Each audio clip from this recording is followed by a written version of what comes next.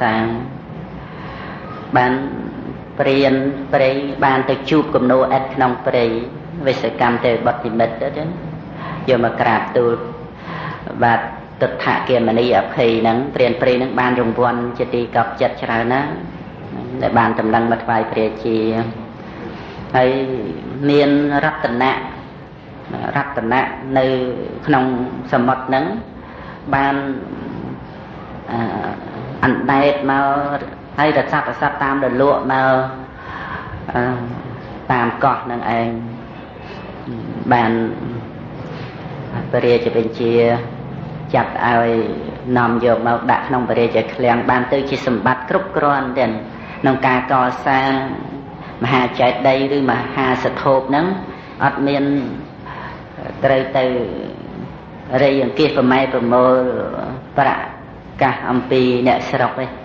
គឺសម្បត្តិដែលកើតឡើងក្នុងពេលហ្នឹងសម្រាប់ព្រះរាជាចាត់ចែងកសាងហ្នឹងណាក្រោយអំពីព្រះបាទទេវានំយៈទេសៈសោយទីវង្គតទៅបាន96ឆ្នាំនៅក្នុងមង្គលតទីបនី96នៅក្នុងគម្ពីរមហាវង្សមានសម្ដែងថា104ឆ្នាំនៅក្នុងមង្គលតទីបនី96ក្រោយអំពីព្រះបាទទេវានំយៈទេសៈសោយទីវង្គតទៅណានឹងកសាងរូបរាងអីរួចស្រេចបាច់អស់ហើយតែអត់តាន់បានបូកលាបឲ្យបានស្អាតល្អពីខាងក្រៅហ្នឹងព្រះរាជាក៏មានអពេតណាព្រះរាជាមានអពេតបាទទិដ្ឋគមនីអភ័យសោយរាជបានតែ24ឆ្នាំទេណាហ្នឹងគិតទៅពុទ្ធសករាជ236ហ្នឹងដែលព្រះមហិន្ទថេរៈនិងគណៈសង្ឃនិមន្តទៅកោះហ្នឹង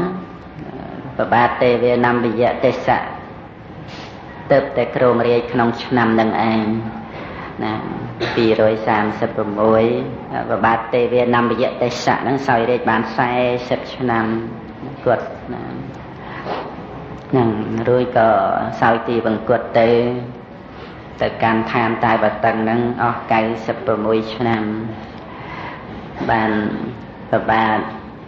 ទិដ្ឋគមនីអភ័យហ្នឹងសោយរាជបន្តបាន24ឆ្នាំមានការកសាងនៅមហាសធូបនឹងឯងកសាងចិត្តតែនឹងរួចហើយដល់មានអពាតបានចាត់ឲ្យម្ចាស់ប្អូននឹងឯងមកពីជនបទជួយចាត់ចែងរៀបចំធ្វើឲ្យហើយចាស់ប្អូននឹងនឹកឃើញថាធ្វើមិនតន់ទេព្រោះចាស់បងនឹងមានអពាតខ្លាំងណាស់ក៏ចាត់ចែងឲ្យយកសម្ពុតពើសហ្នឹងមករុំនៅមហាចេតិយហ្នឹងរួចទៅបានកសាងស្វេតឆ័ត្រដាក់ពីលើកំពូលហ្នឹងរៀបចំតាក់តែងចឹងទៅបាននាំម្ចាស់បងគឺព្រះបាទទិដ្ឋគមនីអភ័យនឹងឯង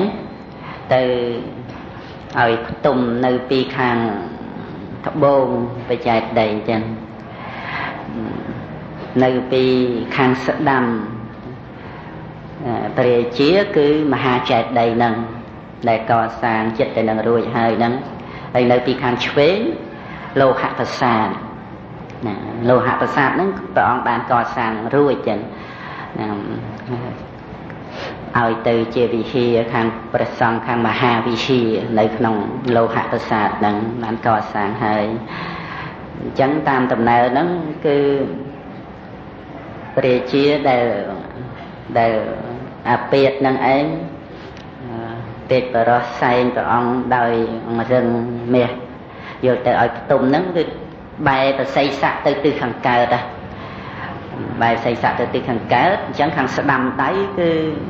មហាសធូបខាងឆ្វេងគឺលោហៈប្រាសាទ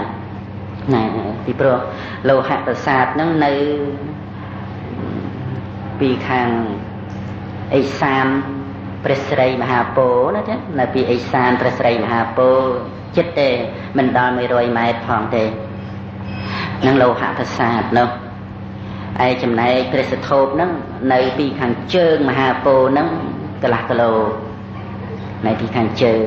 អញ្ចឹងព្រះរាជាមើលមកឃើញលោហៈប្រាសាទហើយងាកទៅខាងស្ដាំឃើញមហាសធូបហ្នឹងក្នុងពេលហ្នឹងឯងរកមើលអាមាត្យម្នាក់ដែលធ្លាប់ធ្វើសង្គ្រាមធ្វើសឹកជាមួយព្រះអង្គទទួលជ័យជំនះជាច្រើនលើកណាស់មកហើយក្នុងពេលហ្នឹងអត់ឃើញដល់ទៅត្រាស់រកនៅអាមាត្យនឹងចឹងអាមាត្យនឹងក៏បានទៅអាមាត្យទៅជួបព្រះរាជាអាមាត្យនឹងក្រោយមកបួសណាចឹងដល់ទៅជួបព្រះរាជាទៅក៏ប្រទានឱវាទដល់ព្រះរាជាកាលមុនព្រះអង្គធ្វើសឹកសង្គ្រាមទូលបង្គំបានជួយព្រះអង្គឲ្យមានជ័យជំនះឥឡូវនេះព្រះអង្គធ្វើសឹកសង្គ្រាមជាមួយនឹងមច្ចរាជតែមួយព្រះអង្គឯងហ្នឹងអាត្មាសំបីបួសហើយយ៉ាងនេះក៏មិនអាចថានឹងជួយធ្វើសង្គ្រាមដល់មហាបពិតបានឡើយហើយពិតណាស់មហាបពិតមិនអាចធ្វើសង្គ្រាមឈ្នះមច្ចរាជឡើយសូមឲ្យមហាបពិតនឹករលឹកដល់បុណ្យកុសលដែលមហាបពិតបានធ្វើដើម្បីជាទីពឹងចុះព្រះរាជាទិដ្ឋគមនីអភ័យក៏នឹកក្នុងបតីហើយក៏បានត្រាស់វាចាសរសើរថាកាលមុនលោកម្ចាស់នឹងជាអាមាត្យបានជាទីពឹងរបស់យើងតែឥឡូវនេះក្នុងពេលនេះដែលខ្ញុំកណាធ្វើសង្គ្រាមជាមួយនឹងមច្ចរាជក៏នៅតែមានលោកម្ចាស់បានជាទីពឹងគឺជួយរំលឹកឲ្យខ្ញុំកណានឹងនឹកឃើញដល់អំពើបុណ្យដែលបានធ្វើហើយនឹងក៏ត្រាស់វាចាសរសើរដល់អាមាត្យដែលបានបួសហើយហ្នឹងបានប្រទានឱវាទដល់ព្រះរាជាណាថាមិនអាចជួយធ្វើសឹកសង្គ្រាមអីជាមួយព្រះអង្គបានទេព្រះអង្គធ្វើតែឯងទៅធ្វើសង្គ្រាមជាមួយមច្ចរាជហ្នឹងមិនអាចឈ្នះបានទេតែសូមឲ្យព្រះអង្គនឹករលឹកដល់បុណ្យកុសលតែអញ្ចឹងទៅបានត្រាស់ឲ្យរាជបរោះអាននៅពិធីបុណ្យអីផ្សេងដែលព្រះអង្គធ្លាប់បានធ្វើហើយកត់ទុកធ្វើហើយកត់ទុកបានអានសពគ្រប់នៅបុណ្យកុសលហ្នឹងទៅមិនទាន់ពេញបតីទេណាមិនទាន់ពេញបតីទេដល់អានមកជួបកន្លែងមួយក្នុងកាលនោះព្រះអង្គប្របាទទិដ្ឋគមនីអភ័យហ្នឹងបានភៀសខ្លួនអំពីសង្គ្រាមចាញ់ដៃមកគ្រាហ្នឹងចាញ់ដៃពួកថ្មិលមកគ្រាហ្នឹងរត់ជាមួយមហាថ្លឹកឈ្មោះតេសៈហ្នឹងចូលមកក្នុងព្រៃជ្រៅចូលមកជាមួយនឹងសេះហើយឃ្លានណាស់ព្រះអង្គឃ្លានណាស់សួរទៅមហាថ្លឹកឈ្មោះតេសៈហ្នឹងតើយើងបានអ្វីបរិភោគ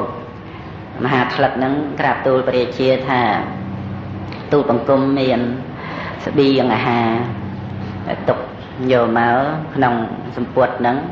មិនបោះបង់ចោលឡើយរត់ភៀសខ្លួនក៏យកមកដែរថ្វាយដល់ព្រះរាជាឲ្យចែកចំណែកនឹងឯងសូម្បី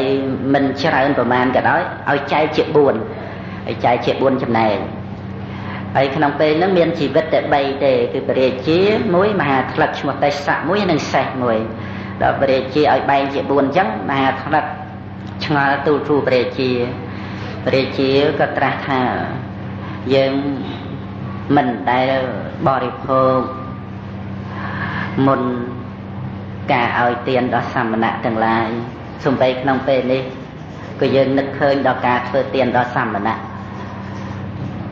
អញ្ចឹងឲ្យមហាថ្លឹកហ្នឹងបែងជា4គឺមួយចំណែកសម្រាប់សាមណៈមហាថ្លឹកក៏បានទូលសួរបរិជាថាក្នុងព្រៃជ្រៅយ៉ាងនេះតើមានសាមណៈមកពីណាព្រះជាត្រាស់ថានេះមិនមែនជាភារៈរបស់អ្នកទេអ្នកគ្រាន់តែប្រកាសផតកាលចុះដល់ពេលនោះមហាថ្លឹកក៏ស្រែកប្រកាសផតកាលសំគួរដល់កាលហើយសូមលោកម្ចាស់និមន្តមកទទួលបិណ្ឌបាតសំឡេងនឹងឯងបានឮដល់ព្រះថេរៈដែលមានព្រះនាមថាពោធិយៈមេលកៈមហាទិសថេរៈគង់នៅក្នុងមហាវិហារបានលើដោយទឹកប្រសោតតិចទឹកទៀតចារណាឃើញព្រះជាប្រាថ្នាធ្វើទានក៏និមន្តមកដោយមโนគតិដោយរិទ្ធគិតថានឹងមកក៏មកឈួរបិណ្ឌបាតនៅពីមុខព្រះជាអស្ចារ្យក្នុងបតីត្រាស់ថាឃើញទេមហាថ្លឹកឃើញទេយើងថាមានណាគឺអស្ចារ្យក្នុងបតីដល់អញ្ចឹងទៅភ្លេចគិតដល់ការស្រេកឃ្លានដល់ខ្លួនព្រះអង្គឯងមួយចំណែកដែលដាក់ថ្វាយទៅក្នុងបាតហើយមួយចំណែកព្រះអង្គដែលបានបែងចែកឲ្យមិនតាន់បរិភោគហ្នឹងក៏ដាក់ចូលទៅក្នុងបាតទៅទៀតទៅនេះគឺជាទឹកបតីដែលសន្សំមកទាំងនឹងមានសម្ដែងក្នុងព្រះអត្តកថានិទានសូត្រក្នុងអង្គុត្តរនិកាយតិកនិបាតក្នុងពហុលកម្មមានសម្ដែងពីរឿងហ្នឹងណាដាក់ពីចំណែកទៅមហាថ្លឹកនឹកថាវរិជាដាក់ហើយទៅយើងឯណានឹងបរិភោគតែឯងទៅបាននោះក៏ដាក់ដែរទៅឯសេះហ្នឹងនឹកឃើញថាសំដីខ្លួនឯងក៏មិនគួរបរិភោគដែរនឹកក្នុងចិត្តអញ្ចឹងគួរតែដាក់ក្នុងបាតនឹងដែរទៅដូចព្រះរាជាដែរទៅព្រះរាជាទៅលេខមើលមកសេះយល់ចិត្តសេះយល់តែសេះហ្នឹងក៏មិនមែនបំណងបរិភោគដែរយកចំណែកសេះដាក់ទៅក្នុងបាតទៀតទៅព្រះពោធិយៈមេលកៈមហាទិសថេរៈបានទទួលនៅចង្ហាន់បិណ្ឌបាតទាំង4ចំណែកនិមន្តមកចែកដល់ព្រះសង្ឃទាំងឡាយព្រះរាជានេះឃ្លានមែនទែនណាតែនឹកក្នុងបតីថាធ្វើម៉េចបានសំណល់សល់អំពីព្រះសង្ឃមកបានបរិភោគក៏ជាការគួរណោះនឹកឃើញអញ្ចឹងគ្រាន់តែនឹកឃើញអញ្ចឹងព្រះពោធិយៈមេលកៈមហាទិសថេរៈជ្រាបដល់បរិវិតកៈរបស់ព្រះរាជាក្រោយពីឆាន់ហើយចង្ហាន់ដែលនៅក្នុងបាតក៏អធិដ្ឋានឲ្យបាតនឹងហោះមកតាមអាកាសហើយក៏មកនៅក្នុងដៃព្រះរាជាក៏ចែកដល់មហាថ្លឹកឲ្យដល់សេះផងព្រះអង្គក៏សោយទៅរួចទៅមិនអាចឲ្យបាតទៅទេត្រឡប់មកវិញទេក៏មាននៅសម្ពុតដណ្ដប់ហ្នឹងក្រោយពីលាងបាតស្អាតហើយក៏ដាក់មកក្នុងបាតគ្រាន់តែជាទេយធัวកុំឲ្យថាបាតទៅទេអធិដ្ឋានរួចទៅបាតហ្នឹងក៏ហោះមកដល់ព្រះ